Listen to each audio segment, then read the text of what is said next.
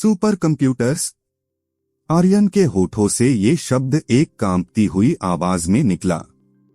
उसका दिमाग किसी हाई स्पीड क्वांटम प्रोसेसर की तरह इस इम्पॉसिबल रियलिटी को प्रोसेस करने की कोशिश कर रहा था।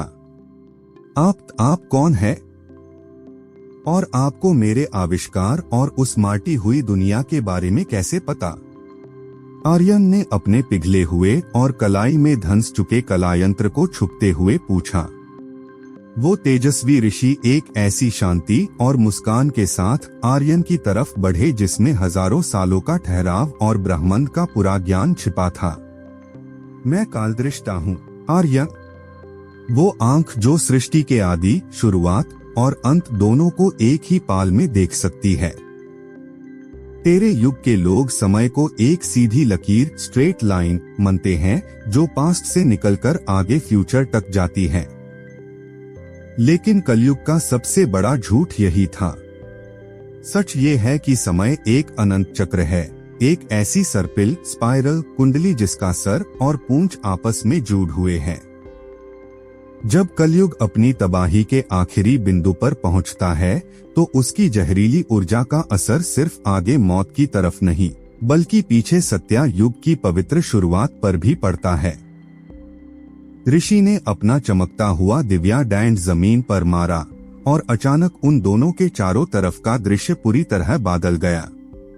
वो पवित्र नीला आसमां, वो हवा और वो विशाल पेड़ एक 3D होलोग्राम की तरह चटक कर गायब हो गए और आर्यन ने खुद को एक विशाल, रोशनी से भरे हुए अनंत कॉस्मिक डोम के अंदर पाया।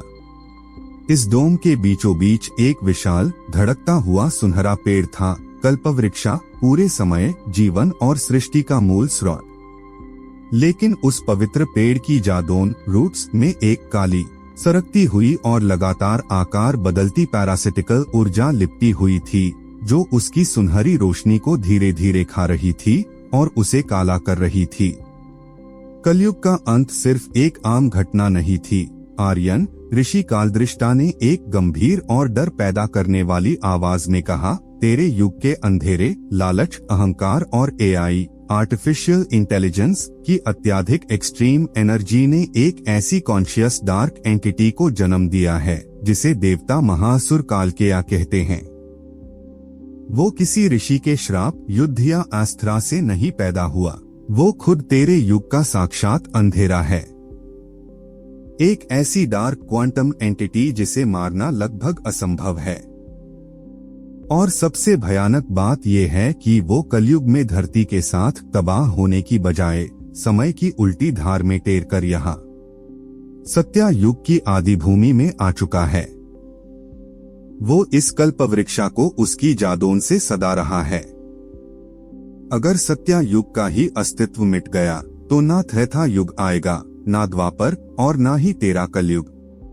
पूरा ब्रह्मांड, पूरा मैट्रिक्स एक अनंत और काले शून्य वॉइड में कोलैप्स हो जाएगा। आर्यन की आंखें फटी की फटी रह गई और उसके पैरों टेल जमीन खिसक गई।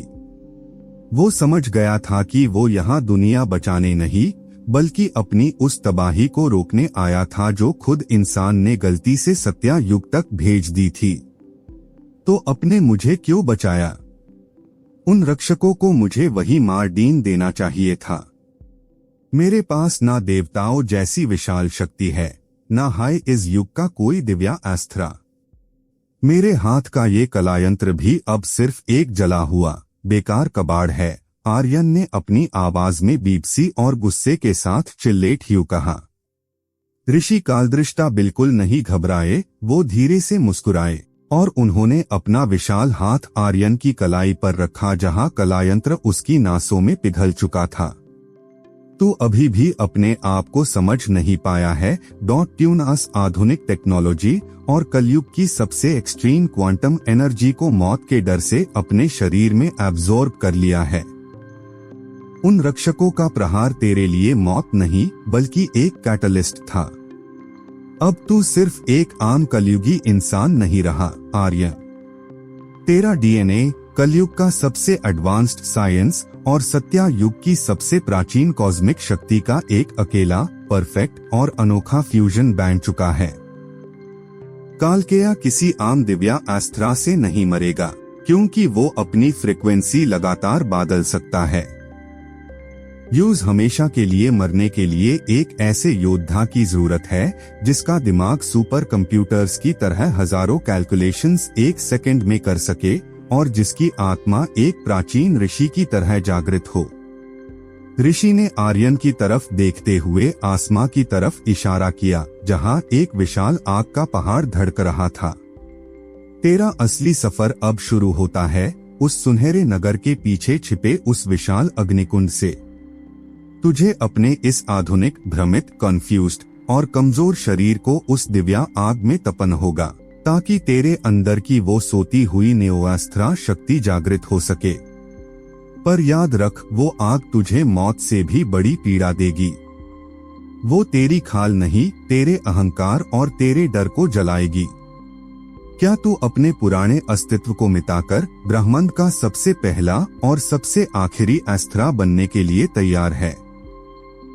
आर्यन ने एक बार मुड़कर उस काली ऊर्जा को कल्पवृक्षा को निगलते हुए देखा। उसने अपने बनकर की उस घुटन, उन मरते हुए मासूम लोगों की चीखों को और कलयुग के उस लाल आसमान को याद किया।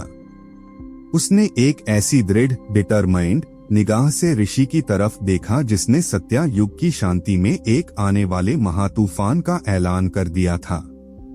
कहानी अब एक बेबस साइंटिस्ट के टाइम ट्रैवल से निकलकर ब्रह्मांड के सबसे खतरनाक, एडवांस्ड और दिव्या योद्धा के जन्म की कथा बन चुकी थी और उस अग्निकुंड की लपटें आर्यन का बेसब्री से इंतजार कर रही थीं। ऋषि कालदृष्टा के आशीर्वाद और अनंत ब्रह्मांड की उस भयानक सच्चाई को अपने जहां में उतारकर आर्यन ने उस विशाल, धड़कते हुए अग्निकुंड की तरफ अपने कदम बढ़ा दिए। उसका हर एक कदम मिट्टी पर पड़ता तो एक अजीब सी कॉस्मिक ध्वनि पैदा होती, जैसे पूरी धरती उसके इस आखिरी सफर का ऐलान कर रही हो। जैसे जैसे वो उस ज्वालामुखी जैसा दिखने वाले पहाड़ के करीब पहुंचा, सत्या युग की वो ठंडी, पवित्र हवा एक ऐसी झुलसाने वाली गर्मी में बदल गई जिसका तापमान कलयुग के किसी न्यूक्लियर रिएक्टर से भी हजारों गुना ज्यादा था। पर ये आग लाल या पीली नहीं थी, ये एक ऐसी नीली और सुनहरी प्लाज्मा एनर्जी थी जिसके अंदर आर्यन को प्राचीन संस्कृत के बीज मंत्रा और क्वांटम फिजिक्स के कॉम्प्लेक्स मैथमेटिकल कोड्स आपस में लिपटकर घूमते हुए दिख रहे थे। ये आम आग नहीं थी, ये ब्रह्माग्नि थी, वो शुरुआती ऊर्जा जिसे तारों, स्टार्स का जन्म होता है और जिसमें ब्लैक होल्स नष्ट होते हैं। पहाड़ के किनारे पर खड़े होकर आर्यन ने निश्वास उबलते हुए अनंत कुएं में झांका। डर उसके कलयुगी दिमाग में अभी भी बाकी था। उसका इंसानी शरीर कांप रहा था, क्योंकि उसकी हर नास, हर सेल जानती थी कि इसमें कूदने का मतलब है अपने अस्तित्व का पूरी तरह से मिट जाना। लेकिन तभी उसे कल्पवृक्षा को निगलती हुई वो काली ऊर्जा कालकेया की याद आई। उसने अपनी आंखें बंद की, एक आखिरी बार अपने मरते हुए कलयुग बनकर और आसमान के उस जहरीली राख को महसूस किया और बिना किसी पछतावे के उस विशाल ब्रह्माग्नि में छलांग लगा दी। आग के उस समुंदर में गिरते ही एक ऐसी चीख आर्यन के गले से निकली जिसे सुनकर आसमान के फरिश्ते भी कांप उठे। वो गर्मी उसकी खाल को नहीं जला रही थी, बल्कि उसके कलयुगी अहंकार, उसके डर, उसके दुख और उसके इंसानी लिमिट्स को भस्म कर रही थी। उसके खून में और कलाई में पिघल चुका कलायंत्र उस दिव्या आग के संपर्क में आते ही एक नए एक्सट्रीम लेवल पर रिएक्ट करने लगा। एआई की माइक्रोचिप्स, क्वांटम नैनोबॉट्स और सत्या युग की डिवाइन एनर्जी एक दूसरे के साथ ऐसी तेजी से मर्ज होने लगे जैसे लोहे और आग का फ्यूजन हो रहा हो। आर्यन के दिमाग की नसें फटने की कगार पार थीं। यूज एक हाई सेकंड में हजारों युगों का इतिहास और भविष्य दिखने लगा। महाभारत के रथ, स्पेस में लड़ते हुए एडवांस्ड स्टारशिप्स, मैंट्रॉन की शक्ति से चलते दिव्या अस्त्रा और कलयुग में फटते हुए न्यूक्लियर बॉम्ब्स, सब कुछ एक ही वक्त पर उसके न्यूरल नेटवर्क में डाउनलोड हो रहा था। उसका शरीर अब मांस और हड्डियों का नहीं, बल्कि pure concentrated cosmic energy, advanced metallic fibres और दिव्या आभामंडल ऑरा का एक मैट्रिक्स बन रहा था। आग के उस भंवर के अंदर उसका पुराना अस्तित्व पूरी तरह राख हो गया और उस राख से एक ऐसे रूप का निर्माण शुरू हुआ जो सृष्टि ने पहले कभी नहीं देखा था। अचानक अग्निकुंड की वो भयानक गरगराहट बिल्कुल शांत हो गई। पूरा ब्रह्मांड एक सेकंड के लिए फ्रीज हो गया। फिर एक भयानक विस्फोट हुआ जिसे निकलने वाली एक विशाल शॉकवेव ने सत्या युग के उस पूरे आसमान को हिलाकर रख दिया। उस शॉकवेव के बीचों बीच आग की आन लैप्टन को चिरते हुए एक आकृति हवा में उठी।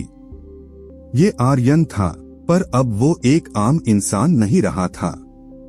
उसका शरीर किसी विशालकाय और तेजस्वी योद्धा की तरह तराशा हुआ था, जिसकी रेगन में अब खून नहीं बल्कि लिक्विड नीली क्वांटम एनर्जी दौड़ रही थी।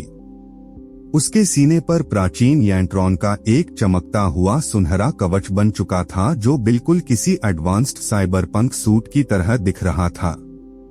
उसकी आंखें जब खुलीं तो उनमें इंसानी पुतलियां नहीं थीं बल्कि अनंत तारों और गैलेक्सीज का एक घूमता हुआ भंवर था जिसमें आदि और अंत दोनों एक साथ झलक रहे थे। उसके हाथ में कलायंत्र एक आम डिवाइस से बदलकर एक विशाल चमकते हुए दिव्या अस्त्रा में तब्दील हो चुका था, द न्यू अस्त्रा।